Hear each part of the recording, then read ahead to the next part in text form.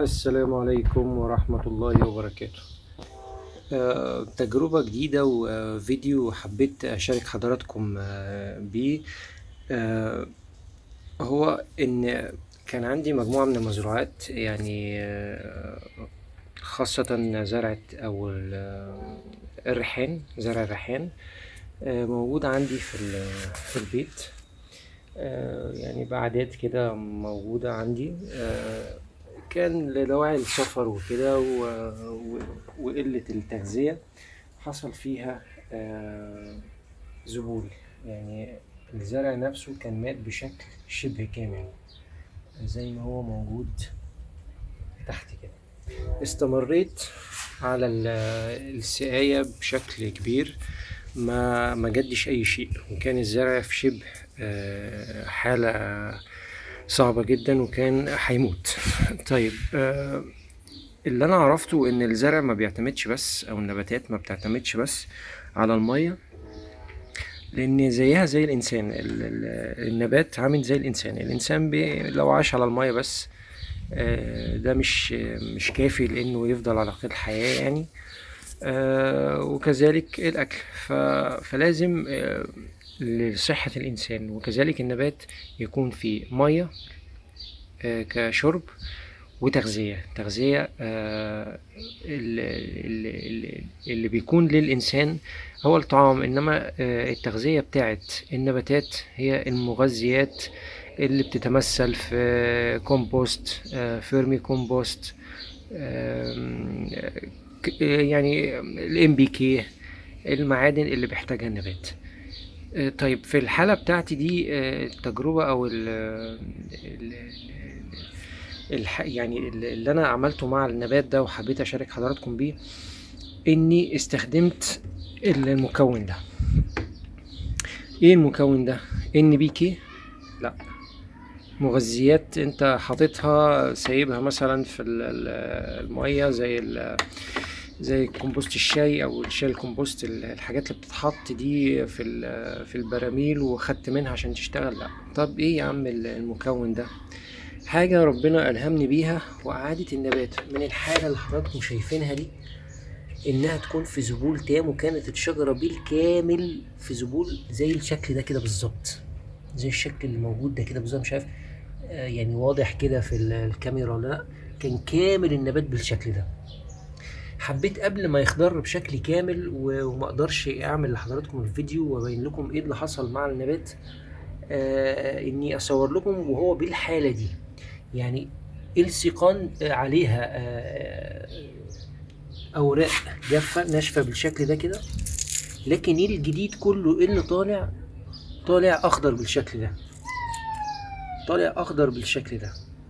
تمام. ايه اللي عمل بقى الكلام ده كله والمحلول اللي انا يعني اكيد حضراتكم دلوقتي عايزين تعرفوا ايه ده؟ ده محلول البنجر.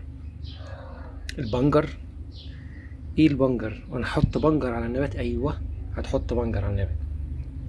البنجر احنا كلنا بنجيبه في البيت، او يعني عدد مش قليل لفوائده اللي موجوده، الحديد والفيتامينات اللي فيه، بي 6، بي 9، فيتامين اي، فيتامين سي، في فيتامينات كتير. فزي ما هو بالظبط مفيد للإنسان، مفيد بطبيعة الحال للنبات. وده اللي أنا اكتشفته واضح قدام حضراتكم. الأمر ده محدش اتكلم عنه، لأني أنا نفسي اكتشفته بالصدفة، بالصدفة البحتة. قلت طالما ان البنجر موجود فيه كمية الفيتامينات الكبيرة دي اللي بتفيد الأطفال وحتى البالغين بشكل من الاشكال، انا كده كده عندي الزرع كان شبه ميت. يعني انا ما تبصوش الخضار اللي موجود ده، الخضار ده ناتج عن بفضل ربنا طبعا وبفضل المحلول ده، انه اعاد النبات للحياة كده لمرة تانية.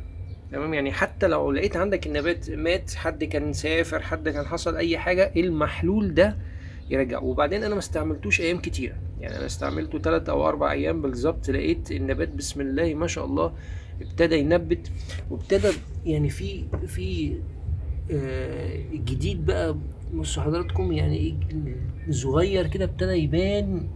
بصوا ابتدى يبان الحاجات الصغيرة، ابتدى يتنبت تاني من جديد. انا لما اشتغلت عليه بالميه بس لا ما كانش بيأثر في حاجه، والنبات فاضل ميت مش عايز مش عايز يعني يرعرع ويرجع تاني لحالته اللي كان. بصوا بقى الجديد الصغير اللي طالع ده بفضل ايه؟ بفضل المحلول ده. طيب هل انت جبت البنجر وقطعته وبتاع وراح اشتري بقى بنجر بقد كده فد كده عشان احطه على النبات؟ لا. طب انا اجيب ام بي كي ارخص ولا لا. انا الحاجات دي كلها الام بي كي العشرينات 19 والحاجات دي كلها كنت استعملها، وكان النبات برضو بيذبل، وكان في ام بيكات ما بتنفعش مع النبات، وساعات ما بيبقاش عندي الام بي كي، والفيرمي طبعا مبيبقاش يعني متاح وغالي، الكيلو ب40 جنيه والكلام ده كله. انما ده انا خدته من القشور بتاعه البنجر. يعني البنجر بعد ما بيتسلق وبتعده للطعام وبتقطعه وبتحطه على المائده، بيفضل القشور اللي هي بره اللي هي بيتقشر زي البطاطس كده، في القشره الخارجيه دي محدش بيستعملها وبتتقشر، بتبقى تخينه مش سلسه سهله للاكل، والست البيت بتقشرها وبترميها كده وبتركنها على جنب في القمامه وحاجات زي كده. انا خدت القشور دي وطحنتها في الكبه او في الخلاط، تمام، بتنعمها جامد جدا جدا جدا جدا، تمام، لحد ما تبقى محلوله. يعني بيبقى شكله عامل زي الشربات كده بالشكل ده، تمام. انا استعملت بقى بتسقي زي السقايه بتاعتك العاديه خالص، شويه الميه بتحطهم عاديين خالص كانك بتسقي عادي خالص، بس بعد كده بتفتح الازازه وتحط حاجه بسيطه جدا كده على النبات بالشكل ده بس، ولا اكتر ولا اقل. النبات مش محتاج الا الكميه. بصوا سبحان الله، حتى عامل زي ما يكون يعني سبحانك يا ربي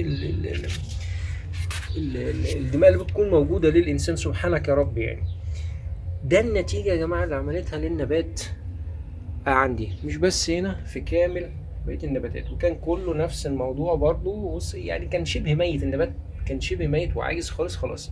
طالع بقى الجديد، بص يعني الافرع حتى طالعه باينه، الجديد طالع بقى باين. بص عالي ما شاء الله تبارك. حتى بص هنا في عندي اهو اللي هنا كله مات، النبات كان كله مات كده بالشكل ده كده اهو، النبات كله مات بالشكل ده. بص يا جماعه، مات كله بالشكل ده. بص بقى الجديد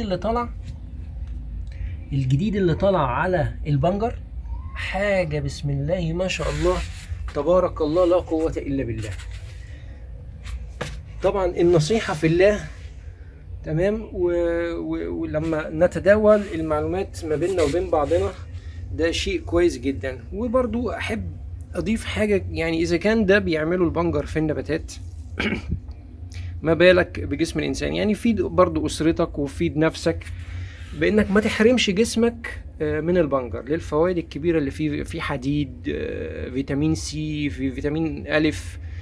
الفيتامين سي مفيد لصحة المناعة، الفيتامين ألف للعينين والبشرة، فيتامين بي 6 للأعصاب ولصحة الدماغ، وفيتامين بي 9 دي برضو فوليك أسيد، ومفيد جدا للدم وللجسم بشكل عام.